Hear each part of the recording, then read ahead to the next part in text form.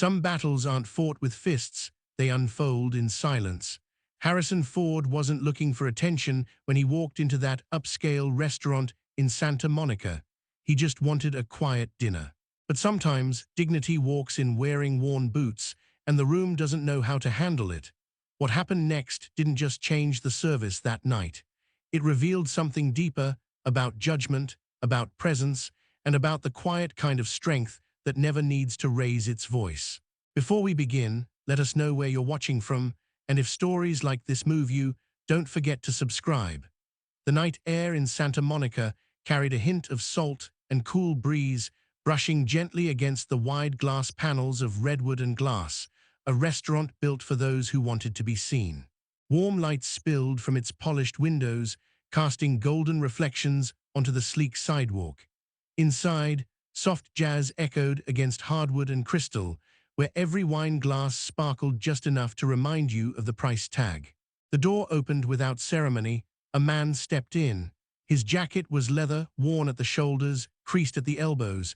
His boots had scuff marks and dust in the seams. Harrison Ford didn't rush. He moved with the quiet confidence of someone who'd long since stopped needing to prove anything. The hostess at the front desk blinked, uncertain for a beat too long. Then came Julia. Crisp uniform, hair tied back with surgical precision, eyes that scanned like security cameras. She took one look at the man and let her lips curl into something between a smirk and a question. "Good evening," she said, the tone polite, but only on the surface. "Do you have a reservation?" Harrison looked at her. His gaze wasn't sharp, but it was steady, like a pilot reading weather before takeoff. "No," he said calmly, "but I heard this place serves well, even for walk-ins." Julia raised an eyebrow, her glance dropping to his boots. "This is redwood and glass," she said slowly, as if the words needed clarification. "We tend to host a certain kind of clientele." Behind them, the soft clink of silverware continued, but something in the air had shifted. Harrison didn't bristle, he didn't flinch. He just tilted his head slightly and said, almost casually, "You take pilots who aren't in suits." Julia hesitated, just for a second, not because she understood the meaning, but because she didn't. The man was smiling, but not for her. He stepped aside gently, letting a younger couple pass behind him without fuss. His eyes scanned the room, not to admire, but to observe. He wasn't there to impress anyone, just to eat. Julia gestured stiffly toward the dining room. "Follow me," she said, and with that, the night quietly turned its first page. Redwood and Glass wasn't just a restaurant, it was a performance. The ceilings soared higher than most city apartments, with brass chandeliers hanging like inverted crowns, casting warm amber light across hand-polished mahogany tables. A pianist in a black vest moved his fingers with effortless grace, blending classical flourishes with slow jazz, barely noticed, but always heard. Everything inside the place was curated for a specific type of silence, the kind that whispers money, pedigree, and expectations. The guests matched the room, suits tailored to an inch of arrogance, dresses that shimmered without needing to sparkle. Laughter here was filtered, refined. Even the forks were designed to rest perfectly aligned beside plates that looked like they belonged in a museum, not a meal. Julia walked through it all like a conductor in a quiet symphony. She didn't serve, she orchestrated. 5 years at Redwood and Glass had sharpened her to the point of precision. Her eyes noticed everything. The slight wrinkle in a napkin, a missing lemon twist in a martini, the exact moment a customer lifted their hand before they even spoke. To the staff, she was the one who ran the floor when the manager disappeared. To herself, she was the last line of defense against anyone who didn't belong. Her standard was image, posture, presentation. If a guest arrived in designer sneakers but carried the wrong energy, she'd spot it in a second. It wasn't written policy, but in a place like this, some rules didn't need to be written. As she moved back toward the host's stand, the young server standing nearby leaned in. "Julia," he said quietly, nodding toward the man she had just seated, "I think that guy might be someone. I mean, he looks familiar." Julia didn't stop. She adjusted a wine glass at an empty table without looking up. "Familiar doesn't pay the bills," she said, then added, "and neither do scuffed boots." The young man hesitated, then stepped back. There wasn't room for disagreement here. Julia wasn't just following the rules, she thought she was the rules. And Harrison Ford, to her, was just another test of those unspoken standards. She believed she knew exactly what kind of man he was. The kind who wandered in, hoping for a taste of something expensive before retreating back to somewhere less lit. She had seen it before, or so she thought. Across the dining room, Ford sat quietly at his table near the kitchen, observing, not intruding. The hum of the dining room moved around him like a river around a stone.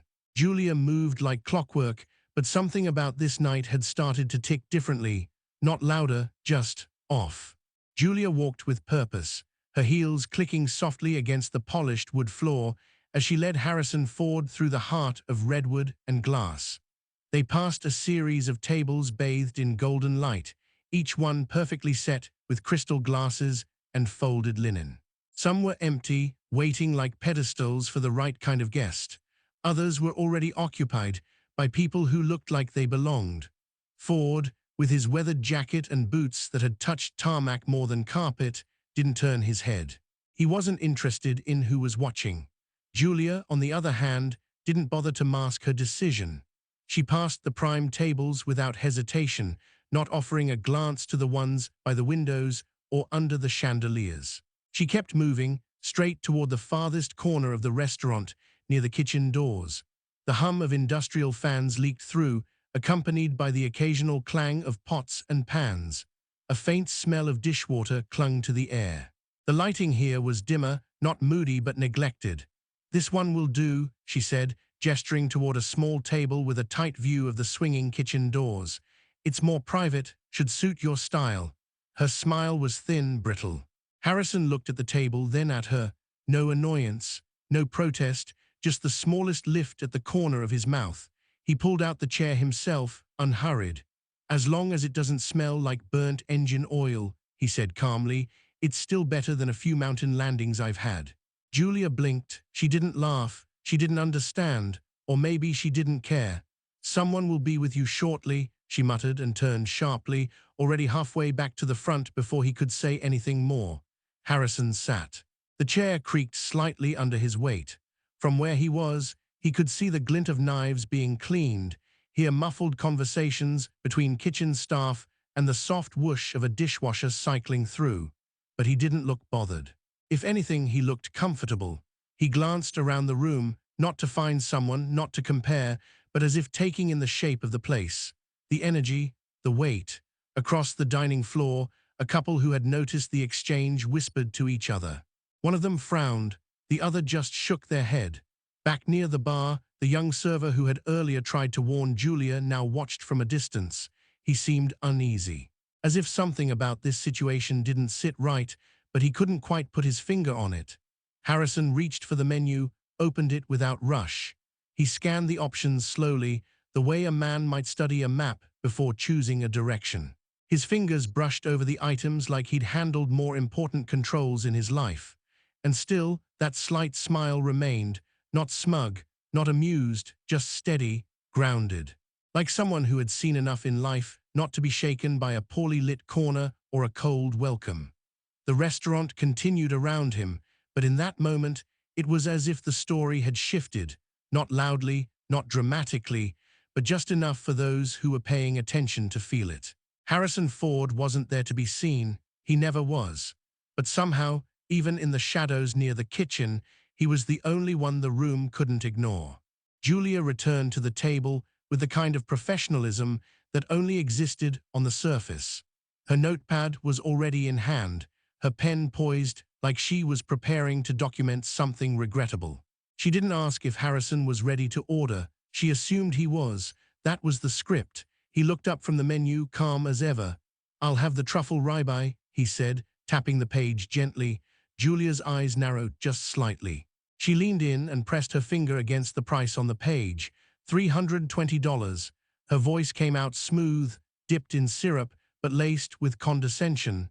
"That's one of our premium selections. Not something we usually recommend for first-timers." Harrison didn't blink. She continued. "Just so there's no confusion, that dish is non-refundable. Some guests find the flavor Too rich, we wouldn't want any surprises.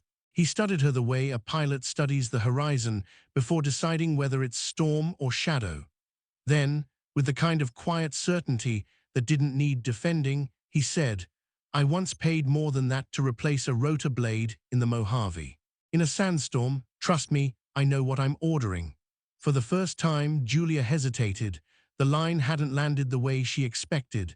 She let out a small exhale, scribbled the order with more pressure than necessary, and straightened up. Very well, she said, masking her discomfort behind a rigid smile. The chef prefers that cut to be served medium rare. I assume that's acceptable. Harrison gave the smallest nod. Medium rare's just fine, and no rush. That last part he meant, but Julia took it literally. She left without another word, vanishing into the dining room like she had better tables to tend. And she did. In her eyes, this one wasn't worth her time. As the minutes passed, Harrison waited without checking his watch. The sounds from the kitchen came and went in waves. A plate clattered. Someone laughed in the back. Somewhere, a bottle of wine was uncorked with ceremony. At another table, a couple clinked glasses over something forgettable. But at his table, silence remained a companion, not a punishment. A busser passed by with a tray of empty glasses and looked at Harrison briefly, almost like he wanted to say something. He didn't, he just nodded and kept walking. Julia returned with the appetizer, finally. She placed the small plate down with a slide that felt more like a warning. Here's your starter, she said, truffled beet tartare. Hope it's to your taste. He looked at the plate, then at her. Smells like the forest after a storm, he said. That's a compliment. She didn't answer, she didn't know how. She turned and walked off again. Across the room, the young server from earlier watched the scene unfold. He leaned against the bar, frowning. Something didn't sit right, and it wasn't just the way Julia walked away too quickly every time. At another table, the older gentleman in the navy blue suit sipped his wine slowly, his gaze lingering in Harrison's direction. He didn't speak, but he didn't look away either. Something about the man near the kitchen didn't fit, and yet fit better than anyone else. Harrison picked up his fork, took a bite, and nodded to himself. No complaints, no comments, just one more test of patience passed quietly. Dinner at Redwood and Glass moved along like a well-rehearsed performance. Plates arrived on time, wine glasses refilled with wordless nods, and polite laughter rippled between polished tables. But at one table near the kitchen, something quiet was unfolding. Harrison Ford sat alone, calm, unbothered, slicing through his main course with the same precision he might have once used to check fuel lines or chart flight paths. Julia passed by again, this time slower, a glass of sparkling water in hand. She paused just long enough to say, "Let me know if the seasoning is too bold. It's not for everyone." Her voice hovered between suggestion and sarcasm. Harrison didn't respond. He just nodded once, gently, and took another bite. From across the room, a young couple near the center table exchanged glances. The woman leaned in slightly, whispering, "She's doing it again."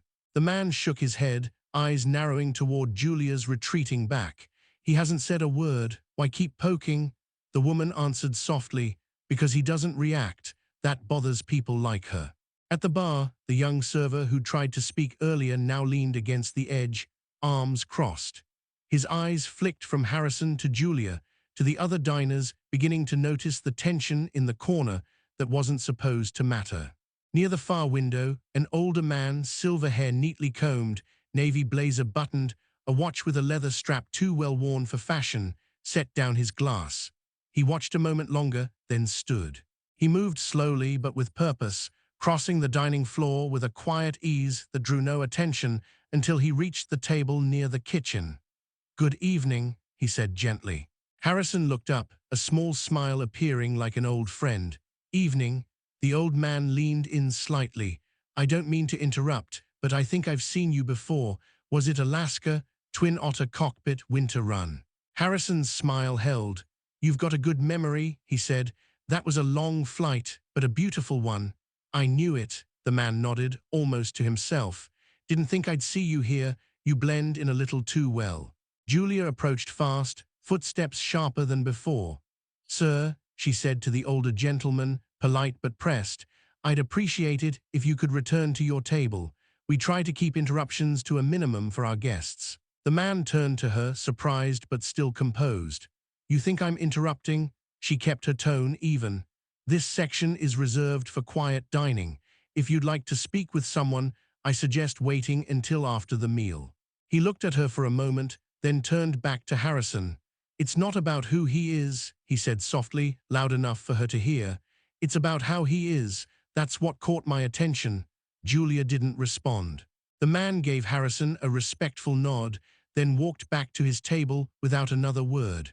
But the silence that followed wasn't empty.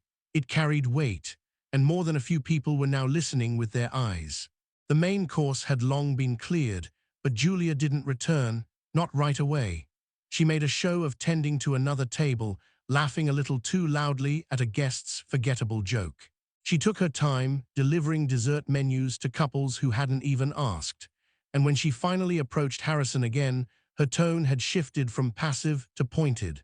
"Coffee?" she asked, setting down a tiny cup with just enough force to rattle the saucer. "It's complimentary with the entree, though of course, that depends on the guest." Harrison lifted his gaze slowly. "I'll take it black," he said, like he'd requested nothing at all. Julia didn't move, she lingered. Then, almost as if talking to herself, but aiming just loud enough to be heard by the nearby tables, she added, "We try to maintain a certain standard here, so people don't mistake us for a roadside diner." The couple from earlier stopped their conversation mid-sentence. At the bar, the young server visibly flinched, and at the far end of the room, the older gentleman set his napkin down without folding it. Harrison stayed still. He didn't bristle. He didn't speak. His stillness made the air around him feel heavier, like it was waiting. Julia glanced around, noting the silence, but misreading it as discomfort from others sharing her opinion. She smoothed her apron, turned to go, and then a voice came from the hallway behind the bar. Calm, direct. "Julia," it said. The manager appeared, walking in with quiet authority. Mid-40s, sharp suit, silver at the temples, the kind of man who didn't speak unless something mattered. "Is there a reason Mr. Ford hasn't been properly attended to?" The room shifted. People looked up. Forks paused midair. Julia froze. "I'm sorry," she asked, her voice suddenly thinner. The manager turned to Harrison with a slight bow of the head. "Mr. Ford, I had no idea you were coming in tonight. I would have arranged a preferred table. Please forgive the oversight." A beat passed. Julia's eyes darted from the manager to Harrison, confusion beginning to slide into dread. "Mr. Ford," she repeated under her breath, as if testing the name against the reality in front of her. The manager continued, tone steady but unmistakable. "As one of our founding partners, you are, of course, welcome to dine wherever you choose, and however you choose to dress." Another beat, longer this time. The restaurant had gone still. Not quiet, still, as if every eye, every breath had turned toward one table.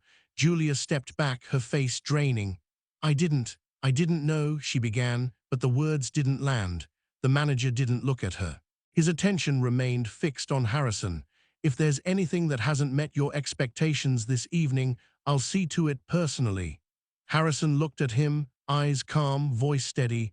"I'm fine," he said simply. Then he added, "But we may need to talk about what qualifies as a standard around here." The room didn't erupt. It didn't need to. The silence was louder than applause. And Julia, who had once walked that floor like she owned it, now stood motionless, a single breath away from crumbling. The young server stepped quietly behind the bar, not to hide, but to watch. The old man at the corner table leaned back in his chair, satisfied. And somewhere deep in the kitchen, a line cook stopped mid-plating, sensing something had just changed. Harrison Ford didn't raise his voice. He didn't need to. He had already said everything without saying a word. The lights inside redwood and glass had dimmed to their evening hum. The tables were cleared, the guests long gone. But in the private back room, beneath the soft glow of a single hanging pendant, the staff gathered. Some stood with arms folded, others with hands in their aprons, still unsure what exactly was about to unfold. Julia stood near the wall, quiet now, her earlier confidence replaced with something heavier. At the center of the room, Harrison Ford didn't raise his voice. He didn't need to. He simply looked around and let the silence do the introduction. I know this isn't a normal end-of-shift meeting, he began, voice steady, low, but landing with weight. But neither was tonight. No one moved. A dishwasher in the back shifted their feet. Ford continued. Years ago, I was flying over the Rockies. Weather turned bad fast, lost altitude, engines stalled. Crashed hard into a snowbank 20 miles from any town. He paused. I was the only one on board. The room held its breath. My leg was busted, radio frozen, couldn't move. For almost 2 days I lay in that wreckage. No signal, no hope. Another pause, his voice never wavered. And then, just before nightfall on the second day, someone showed up. A boy, no older than 12, didn't say a word. Just handed me a thermos, wrapped my leg with what looked like strips from a flannel shirt, and disappeared into the white. Came back an hour later with his father. They pulled me out, saved my life. Ford glanced around. That boy didn't know who I was, didn't ask, didn't care. He just saw someone who needed help. He let that sit, let it land. Then he continued, quieter now. And ever since that day, I've asked myself this: why do we wait for names, titles, appearances before we decide who deserves our respect? Julia looked down. The manager stood silently to the side, hands clasped. Ford turned slightly, not accusing, not scolding, just honest. You don't have to know someone to treat them like a person. You don't have to recognize a face to recognize dignity. He looked at Julia then, not with anger, but with clarity. Mistakes happen, we all make them, but change doesn't begin with an apology. It begins with the willingness to look at yourself, really look. Her breath caught, but she didn't speak, not yet. Ford softened, the edges of his voice settling into something more human. I've flown planes through storms that tore steel.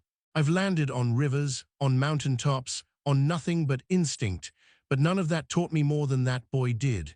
He took a step forward, placing both hands gently on the back of a chair. Kindness isn't complicated. It just takes courage, the courage to act without needing to know everything first. The room stayed still. The staff looked at one another, the weight of the moment making even the air feel heavier. Finally, Julia spoke. Her voice was quiet, stripped of everything but truth. I forgot that, she said. I forgot people matter more than image, that not everything should be judged at first glance. She looked at him. I was wrong. Ford didn't nod. He didn't smile. He just held her gaze and said, then now's your chance to do something right. She nodded once. A small, trembling gesture, but real. Around the room, the others exhaled. Some shifted, some looked away, but most just listened, really listened. Ford let the moment breathe. Then he straightened, looking at the whole group. Redwood and Glass was never meant to be exclusive, he said. It was meant to be excellent. And the difference between the two is how we treat the people who walk through that door. With that, he stepped back, let the silence return, and allowed the night to carry the lesson where words could not. The front door of Redwood and Glass eased shut behind him with a soft click. Outside, the breeze from the Pacific drifted through the narrow streets of Santa Monica, carrying the quiet salt of the sea and the low hum of a city settling in for the night. Harrison Ford stepped onto the sidewalk without urgency. The glow from the restaurant's sign lit the pavement in soft red and amber. Behind the glass, silhouettes of staff moved slowly, clearing tables, resetting the night. He paused, looked up. The name Redwood and Glass shimmered faintly in the reflection of passing headlights. In the silence, he let the weight of the evening pass through him, not holding it too tightly, not letting it go, just letting it be what it was, a moment, a lesson. A crack in the surface where the light had managed to get through. He glanced over his shoulder one last time, not to admire, not to measure, just to remember. Then came the faintest nod, almost nothing, but enough. Enough to say something had changed. The wind brushed the edge of his collar as he turned down the street. A quiet walk, no fanfare, no words, but in his mind, a thought rested with the calm certainty of a pilot watching the horizon. People think I stayed tonight because I own this place, that I stepped in because my name is on the paperwork. He let the thought settle, then gently corrected it in his own head. No, I stayed because something here needed fixing. And something else needed protecting, dignity, a word rarely spoken, but always felt. Harrison Ford disappeared down the sidewalk, coat swaying at his sides, boots carrying the dust of older roads. Behind him, redwood and glass stood still beneath the weight of its own reflection, and the night held its breath just long enough for the world to feel a little quieter, a little kinder. If you enjoyed this story, let us know in the comments. And don't forget to like, share, and subscribe for more inspiring stories.